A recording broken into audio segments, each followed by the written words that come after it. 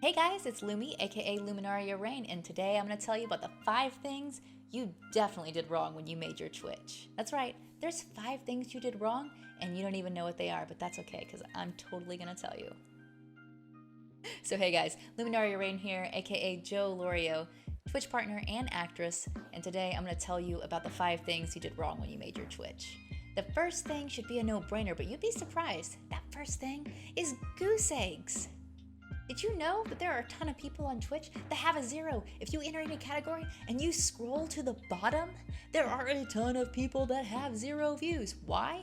I don't know. You shouldn't. You know why? Because all you gotta do is click the little tab, boom, open up your stream, and have it muted. Have it in there. How is that helpful? Well, one, people will be like, oh, people are gonna look at that and frown upon it. No. Even big streamers will a lot of times have their stream open, and there's a reason for that. Your OBS panel, it'll give you readouts, it'll tell you if things, look a little wonky, right? But sometimes there's a problem the other side, and if there is, you'll see it with your stream open, so it can be a helpful tool for you too. There's nothing wrong with having it open, and it's gonna move you a bunch of lines up, because I can guarantee you there's like at least 3 to 5 rows of people in almost every category that have 0 viewers. Should never have 0 viewers. You should always have at least 1, because that 1 viewer is gonna be you. And you know what it says? It doesn't say, hey, I'm lame. It says, hey, I'm taking an active interest in my stream because I have it open and I'm seeing what you're seeing, and if there's some sort of weird lag or something I need to troubleshoot, that gives me a very clear idea of what I can do to troubleshoot and fix that really quick. Because if it is an OBS side, which it still could be a couple things in OBS, there's some things on the other side that you may need to do. You may have your keyframes wrong, you may have something else, but you can see it very quickly in those panels. So never have a goose egg, guys. Goose egg? No, sir. The second thing you're doing wrong is you're playing with new viewers. That's right. Lumi, you don't play with your viewers? Well, of course I do. But I don't play with new people. Now, there is a very important reason for that. So you may be thinking to yourself, no, I gotta play with people to grow. I gotta do this. No, you don't have to do that. I'll do a separate video about setting boundaries with some of that stuff so you don't run into some situations that can put you in hot water. But here is the deal on that. I play with viewers. I just don't play with anybody new to my channel. And there's a few reasons for that. One, you're not invested in them, they're not invested in you, and you're like, oh, well, then they won't become invested in me. Well, maybe and maybe not.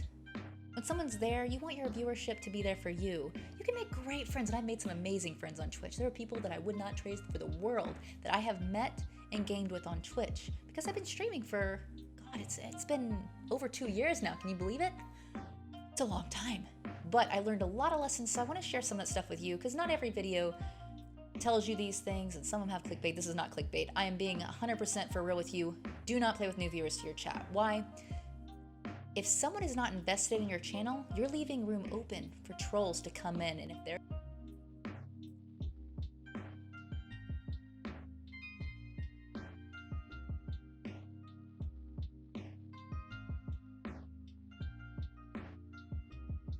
and you definitely don't want someone dropping racial bombs in your stream. That does happen, and racism is not cool, guys. Quit it. But seriously, quit it. But that does happen. I know people that have played with new viewers, and they have dropped some mega bombs in their stream. Now, what did? They stopped their stream. They deleted the VOD. They went in. They muted them. They banned them. They did all these things. But it doesn't matter. People can actually be recording your video in real time. So they've got a clip of them dropping those bombs ready to go, even if you've deleted your video. So keep that in mind. It's not something you always think about, and you think, man, so many people are cool. Yeah, but for every handful of amazing cool people you meet, there's that handful of douche nozzles that roll up and want to ruin everyone's day. So you protect yourself. So what do? My advice? Don't play with anybody that hasn't been subscribed to your channel for at least 3 months. Why? Because if they're subscribed, they're usually there to have fun with you. They're paying money, and if you're paying value for something, you're not going to pay value for something you're not invested in. If they're investing value in you and you're investing value in them, then you're growing a community that's a positive and great place for everyone to have a good time and be there and enjoy, and you'll have fun, and if you're having fun, they're having fun. If someone's not invested in you, then they're not invested in anything. And then you get the trolls. If they're not invested, then, well, there are things you can do when you're not invested. Not all of them are good. There's a lot of bad things that can happen. So you prevent that by only playing with people that you've vetted. It's a vetting system. Because if they've been around, you've probably gotten to know them a little bit too. So it's not just about the money on that. It's a way to go through and see who's here, who's cool. You have a chance to vet them. And most of the people I play with are close friends or my mods or people who have been a part of my community for a long time. Why? Because I don't have time to play with everyone. But if I do, I want to play with people that I've vetted, or my subs, or people that are supporting me and keeping me live, keeping me on stream, keeping the channel going, helping me upgrade, get new lights like these fancy ones in the background, or this light here, or my mod, or any of the things that I have for my channel. I want to play and get to know those people. I don't want to have random yahoos that are in there that might troll. The other thing that's really important with that I can't stress enough is you may not always know the age of the person you're playing with. So if you're playing with random viewers, you may be playing with someone that could be 13 or younger. Now granted, it is against TOS to be on Twitch if you're under 13, but you don't always know someone's age. They could lie and say they're an adult, their parent sees you playing with them, you're playing with some kid, and then the FBI knocks down your door, you know, or something else happens.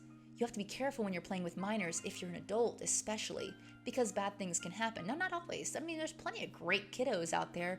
I just choose not to play with them, and it's nothing against them at all. It's that I'm an adult, and they're under 18, and it can cause some serious problems and get you into hot water, even if you didn't do anything. You never know what can happen, so you do have to protect yourself. It's something that a lot of people don't think about, so I want to call those things to your attention because you think and you're excited about starting your stream, you're excited about building a community, excited about playing with people, making friends, having a great place to be. So it's me, not really being the bearer of bad news, but being the voice of reason from hearing other people's experience and my personal experience where I played with a new person to the channel. They started calling me. Did you know you could call people on Origin? They actually called me through Origin. They messaged me on every outlet, Origin, Discord, tried to call me on Discord, DM'd me on Twitter, like Instagram. Like I had to ban them everywhere and I had to report them to Twitch because they went nuts. I want you to avoid those things, and one of those things you could do is just making a gate up front. And I can tell you every single person that I have set that boundary with who's been cool with it has never been a problem in my channel. Anyone that has not been cool with that boundary, guess what? Not only did they not stick around, I've seen them troll in other people's chats that were in my channel that I also streamed with. They weren't as careful as me, but they definitely, they caught wind before it was too late. But you don't want to have that stress. The stress and the anxiety of anything where someone could come in and hurt your stream or get you banned before you even start. You don't want that, so just set those things there and you will be just fine. What's the third thing you did wrong? Listen, the third thing you did wrong is you didn't have a webcam. Or you had some cruddy webcam. Get a good webcam. Get a nice quality webcam. Logitech makes lots of really good webcams. I'm just gonna tell you. They have a lot to choose from, and I use a Logitech. I'm using a Logitech right now to make this video. Why? I like the way it looks. It's nice when your lighting's good, your background, it picks it up really well. This is in full HD, it's at 60 FPS. I like it. I want to upgrade to a 4K camera, but I'm saving for that because I want to get a good quality camera that's going to be better than the one right here that I'm taping with. Hi. So, it's a good camera. Use a webcam. Now, if you're doing roleplay and you're trying to do immersion, yeah, totally understand if you don't have a webcam. If I do roleplay, I don't use my webcam either because it breaks the immersion of the character you create, and that's totally fine. That's a caveat to that, but if you're saying, well, Lumi, if I do VTube, I don't need a camera. Actually, you do. You either need to use your iPhone or a camera for your rigging so that your face and you can move and have all the little actions of your fancy anime character. That takes a camera. So just FYI, if you go the VTube route, you still need a camera. You might need rigging gear and it's very expensive. So know those things up front when you're getting something animated in good quality. But a good quality video with good lighting is great. Can't stress lighting enough. If your lighting sucks, it doesn't look good. If your lighting's great, boom, your stream stands out. People want to watch. People are like, wow, look at this camera. Look at this person. They look great. When you stand out, your thumbnail stands out. And if your thumbnail stands out, lots of clicks, right? And that helps you be discoverable on a platform that is getting harder to be discovered on. Why? Because of COVID. So many people lost their jobs. Their favorite streamers were there and they were like, yeah, I'm gonna be just like them. Yes. But it's gonna take time. A lot of people jump in and not realize, hey, this is gonna take me a little bit of time and effort, or they don't know where to start. This is to help you start and to give you some advice. So get a good camera. 4, your audio sucks. If your audio sucks, Listen, trust me, if your audio sucks, people aren't gonna watch. If you're talking through your gaming headset, generally it doesn't sound good. You pick up a lot of noise. If you have a noise canceling headset, it sounds okay. But if you get yourself a proper mic, like there's a mic right here, you can see it in the bottom of the screen. This one is a Yeti. Now, I want to upgrade to a different mic, but I have this mic for other audio reasons for different recordings. This is a mic that is multi-directional, so there are reasons I have this mic over some others. Multi-directional mics are also good if you're gonna do ASMR. If you are gonna do ASMR, a Yeti, a blue Yeti specifically, is good to start on. Don't buy a snowball. The quality is not gonna be as good. You're not gonna be happy with it. At least go Yeti or go XLR Yeti, or get a Wave 3. Those are fantastic. Elgato makes them. You can get a Quadcast. You can get a number of products. And if you want to go really high end, you get a Neiman. Some people pronounce it Newman. It's Neiman. And that is a really high quality mic. If you're just starting out, I wouldn't suggest that. If you do get a Yeti, notice it does pick up a lot of sound. You're going to want to set up noise gates and other things for that, which we can cover in a different video. That's a lot of detail for something that I think is not going to be useful to you yet. I want to go over what you have, what you need, the other things that are really important. The last mistake you made was follow for follow. I know so many people who did, hey streamer, hey, you want to follow my stream? Sure. Click, follow. Did you follow? Yeah. Did you follow? Yeah, totally. Okay. Checking, did they actually follow? Yeah, okay. Good, because if they didn't follow, unfollow, or they unfollow you later. But here's the thing. You might get affiliate quick because you only need an average of 3 viewers and 50 followers to get that affiliate status. However, when you're doing the follow for follow stuff, it can hurt you. How? When you're going for partner, the follow for follows, it moves your numbers up a little bit quicker. But if you don't have a regular attending viewership and your numbers are all over the place, 1, that's not going to be good. 2, going in with follow for follow, I also want to point out bots. Don't bot views. Don't do bot views, guys. 1, we can tell. A streamer that's been streaming for a while, you can tell when someone's channel's botted. Even if the bots are making comments, oh, trust me, I promise you, don't do it. 1, because it hurts you in the end when you're trying to do partner. Why? Because they can tell. 2, if your viewership's all over the place, they're gonna think that you don't have a steady, stable stream, and that's something that they do look for in your metrics. If you have unstable viewership, they're gonna think that your channel's unstable, that it's not where it needs to be in order to give you that partnership status. Therefore, they'll say no on your application. As you move forward, you want to have steady, stable viewership of people that are coming. I only follow people that I actually watch. If I go back to their stream and I say, man, I really like this stream, I follow and I usually go back and watch. I've met some other female Apex streamers that way and I watch them regularly. Why? Well, because I hardly ever see other females playing Apex that are streaming. I haven't come across them. Why? I don't know. I just haven't. But I enjoy watching them. So I follow people that I enjoy watching. I'll hang out in their communities, but I never hang out in communities to get views. So in line with follow for follow is going into communities and promoting your stream. I'm gonna say that's part of that's gonna go into follow for follow category. Don't do it. Don't do that. That is a huge no-no. Never do that. Do not promote your stream. 1, not cool. 2, most people aren't gonna appreciate it. And 3, the chats in those views, in the viewership in those streams is gonna tell you, hey, no. And you might just get flat out warned, timed out, or banned depending on the channel's rules.